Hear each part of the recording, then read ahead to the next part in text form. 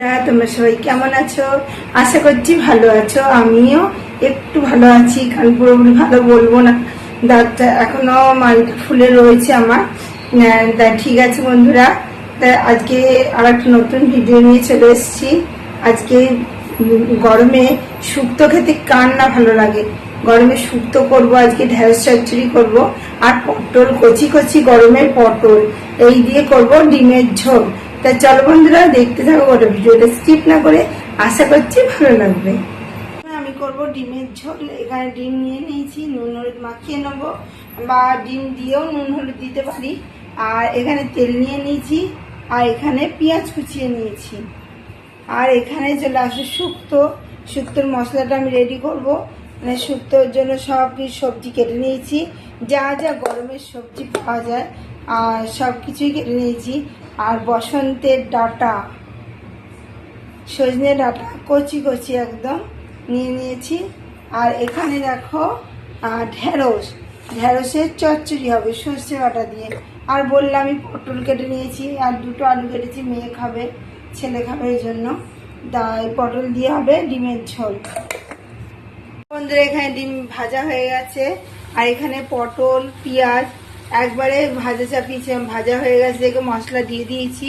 যা মশলা দিয়ে তো সে তোমরা জানোই, জিরে ধনে লঙ্কার গুঁড়ো হলুদ নুন যা যা মশলা সব দিয়ে দিয়েছি। এবার কষানোর পালা। আর কষাতে কষাতে তেল ছেড়ে এলে পরিমাণ মতো জল দিয়ে দেবো। জল এখানে রেডি করে নিয়েছি কষানোর জন্য। গরমে সদ্য ওঠা এই কচি কচি পটল দিয়েই কিন্তু বেশি ভালো লাগে। এরপরে পটল খেতে কিন্তু আর ভালো লাগবে না। ঝোল হয়ে গেছে, একদম পাতলা ঝোল করেছি, দেখতেও কত সুন্দর কালারটা এসছে দেখো। আর এখানে দু রকম মশলা বেটে নিয়েছি। এটা হচ্ছে শুক্তোর মশলা, আর এটা হচ্ছে ঢেঁড়স চচ্চড়ি মশলা। শুক্তোর মশলা এর মধ্যে আমি কি কি দিয়েছি শোনো।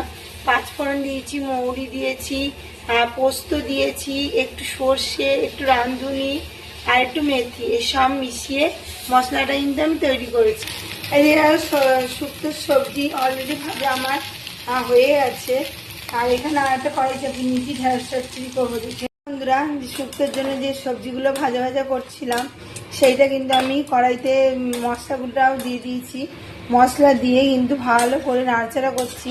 যতক্ষণ চারিদিক দিয়ে তেল ছেড়ে আসবে তখন কিন্তু এটাকে ছাড়া যাবে না, ভালো করে নেড়ে ছেড়ে কষিয়ে নিতে হবে। আর এটা যতক্ষণ হতে থাকছে ততক্ষণ আমি এই কড়াইতে তেল নিয়ে নেবো, ঢেঁড়সগুলো দিয়ে কষিয়ে নেবো। এটা যতক্ষণ হতে থাক, এর মধ্যে আরেকটু আমি জল দিয়ে দেবো।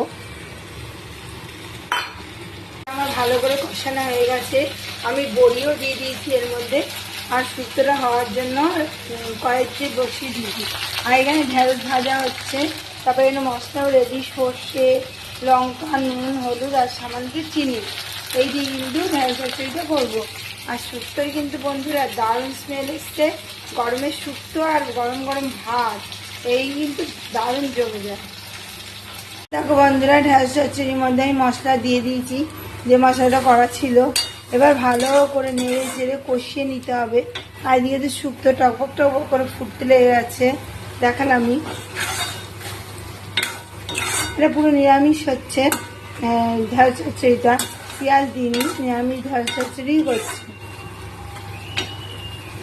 ভালো করে ঢেঁড়সটা কষিয়ে নিয়ে পরিমাণ মতো জল দিয়ে দিয়েছি। এবার ও ফুটে ঢেঁড়সটা সিদ্ধ হয়ে মাখা মাখা ঝোল হবে, তারপরে নামিয়ে নেবো। চচ্চড়ি হয়ে গেছে, ঢেলে নিয়েছি।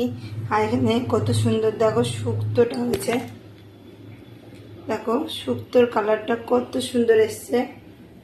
শুক্তো আমার কিন্তু কমপ্লিট। ভিডিও আমি এখানে রাখছি।